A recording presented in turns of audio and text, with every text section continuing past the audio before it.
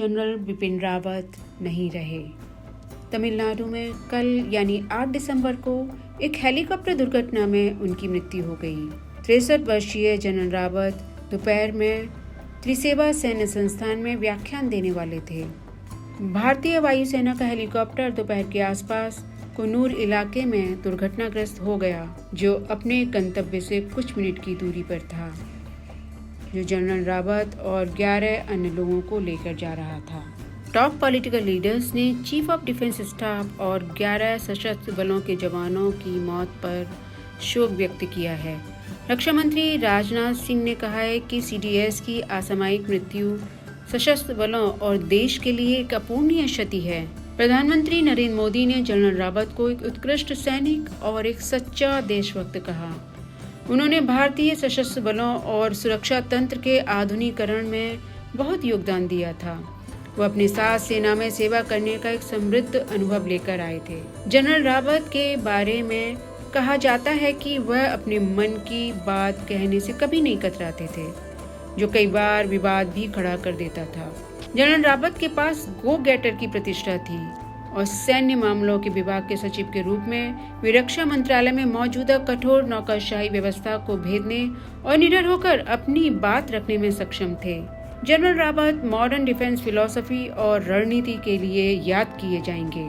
वह थल सेना, नौसेना और वायुसेना की प्रमुख रक्षा खरीद को प्राथमिकता देने के लिए भी याद किए जाएंगे। जनरल रावत एक ऐसे नायक थे जो ऊर्जा और ज्ञान में भी अव्वल थे, लेकिन सीडीएस और सेना प्रमुख के रूप में अपने कई तीखे बयानों से काफी चर्चा में रहे। ऐसे समय में जब भारतीय वायुसेना के एकीकृत थिएटर कमांड के प्रस्तावित ढांचे पर आपत्ति व्यक्त की थी, जनरल रावत ने सेवा को एक सहायक शाखा के रूप में संदर्भित किया था। हालांकि टिप्पणी ने बहुत विवाद खड़ा कर दिया था। जनरल रावत ने भी नौसेना को नाराज कर दिया था जब उन्होंने संकेत दिया कि तीसरे विमान वाहक की बल की लंबे समय से मांग में वजन नहीं है और बल को इसके बजाय पनडुब्बियों की आवश्यकता है। 16 मार्च 1958 को उत्तराखंड में जन्मे जनरल रावत के परिवार के कई सदस्य सेना में थे, जिनमें उनके पिता भी शामिल थे, जो लेफ्टिनेंट जनरल थे।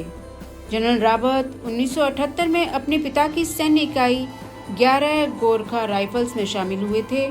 उन्हें राष्ट्रीय रक्षा कॉलेज और भारतीय सैन्य अकेडमी में स्वॉर्ड ऑफ ऑनर से सम्मानित किया गया, जहां उन्होंने सैन्य प्रशिक्षण लिया था।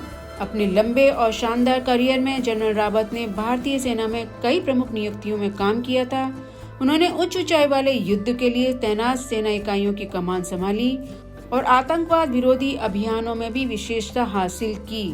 उन्होंने महत्वपूर्ण 3 कोर का भी नेतृत्व किया और भारतीय सैनिकों पर हमला करने के बाद नागा विद्रोहियों पर म्यांमार के अंदर सीमा पार सर्जिकल स्ट्राइक का निरीक्षण किया।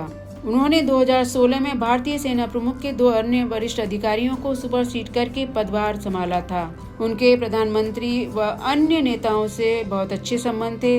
उनके आकस्मिक निधन से देश शोकमग्न है। आज उनका राजकीय सम्मान के साथ अंतिम संस्कार हुआ। अलविदा जनरल रावत।